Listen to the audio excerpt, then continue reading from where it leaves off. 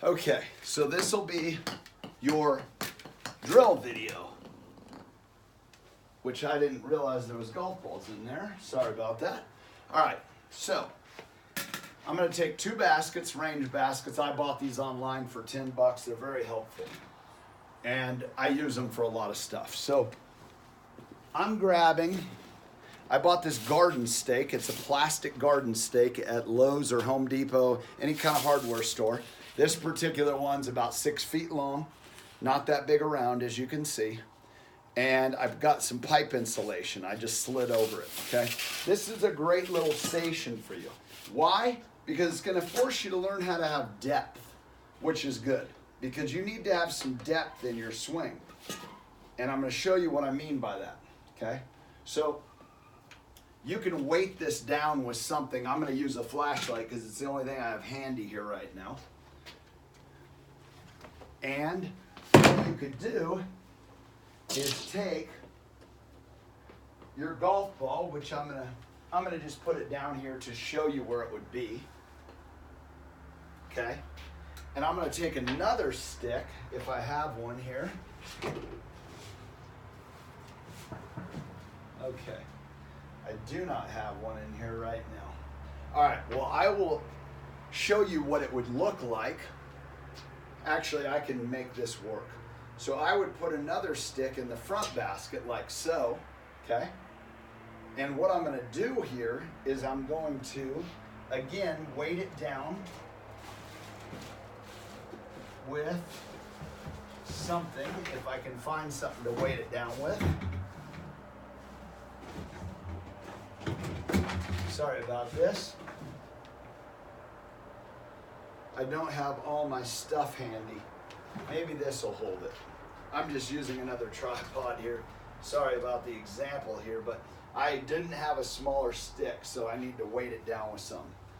Anyways, basically the idea here is to have a stick in the back. You can use a short or a long.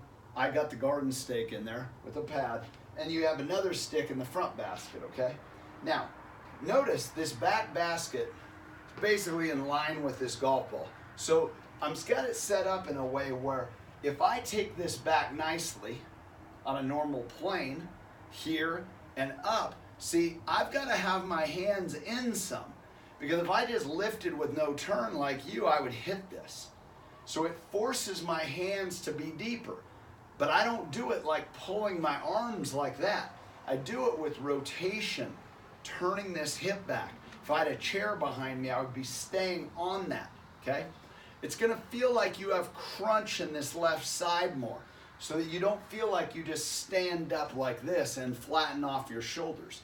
So to show you, you're gonna be turning more, your left shoulder is gonna feel like it's going down and in more towards your right knee. See how my shoulders stay more vertical and my hips stay deeper? You gotta turn the shoulders more vertically, and that'll really open that side up. You'll see it create space. See the hip, the pelvis and tailbone work toward the target. My left shoulder works down and in more, okay? That's the feeling. Instead of you going like this, flattening everything off, okay? So if you do that correctly and get under this, you're gonna have your hands much deeper over here. And then what you do is hit little shots, tee up the ball low, and hit little shots where you swing under that and over the front one. Because if you did what you did now, you're gonna hit that front stick, okay? So you're gonna go under and over. Now, what I'm gonna tell you right now is probably one of the most important things of the entire lesson.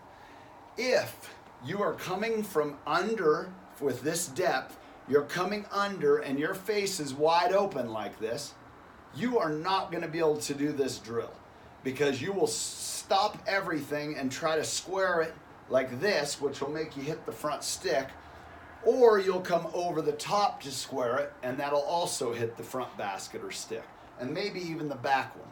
So we need to have this face ready. So how do we do that? Well, you get extension in this lead wrist like this. That gets your face open. I need you to feel a motorcycle, just the opposite, like you're throttling, okay? So it's a little bit of this. Watch what it does to the face. That's a motorcycle feel. Okay? Now, if this face is closed and ready, do you think we're going to want to throw that right arm like you do? No. Because if I do that, look at how shut that face is. So it's going to make you want to keep that thing there and turn and hold that there. That gets us shaft lean. That gets us low point. That gets us way better contact. Okay? So at the bottom, it'll look more like this instead of like you where you're throwing it in the middle of your body. Okay? So this face is important. So while you're doing these, this is what you're going to do. You're going to take this back, turn it back halfway under that stick, and you're going to feel this. Okay? So you're going to feel like your wrist is flat or even bowed slightly. Okay?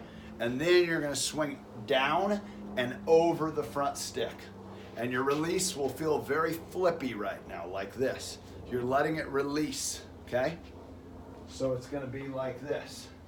Back here, flex it, and out and over the front one. Okay? Super, super important. The reason is we got to reprogram this whole path. You've got to reprogram your brain to know that, hey, I can swing out to the right and see my ball go straight or even left. Now, the goal of this drill is to hit big hooks right now. Why? Because if you hit big hooks out to the right, it's going to make you want to swing more right, which is a good thing for you right now because you don't swing out to the right now.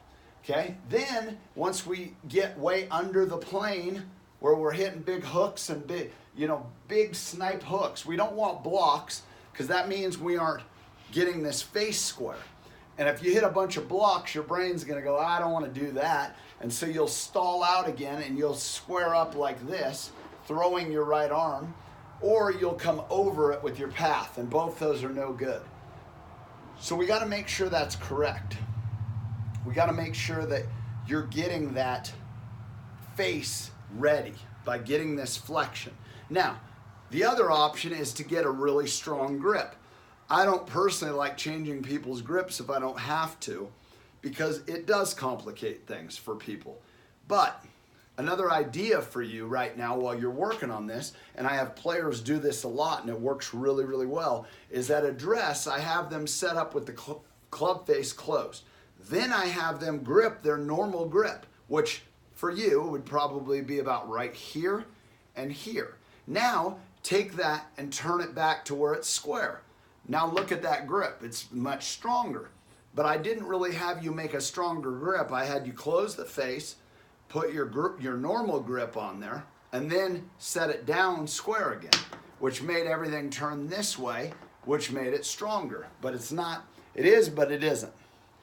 But it's a way to trick you into getting the face in a better position so that you would end up being able to swing out and release and hit big hooks. And the reason for doing this is because if we just sit here and go under the plane, hook, hook, hook, and then all of a sudden we rotate, now we're going to be in a really good impact position. All of a sudden your game's going to change tremendously. And all of a sudden your handle's going to be on your shoe, which is going to get us face control. Because when we're trying to square up this open face and we're just throwing it, it could go anywhere. I mean, it's just too active at the bottom.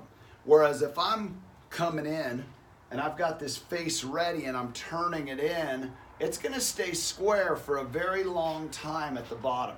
It's going to stay very, very stable through the hitting area as I rotate in, okay? So that's a big, big deal. We need to get that face ready and we need to rotate, okay? That's the key, all right? So hopefully that'll clear it up, and hopefully that will make you, hopefully that'll get you in a better position to succeed.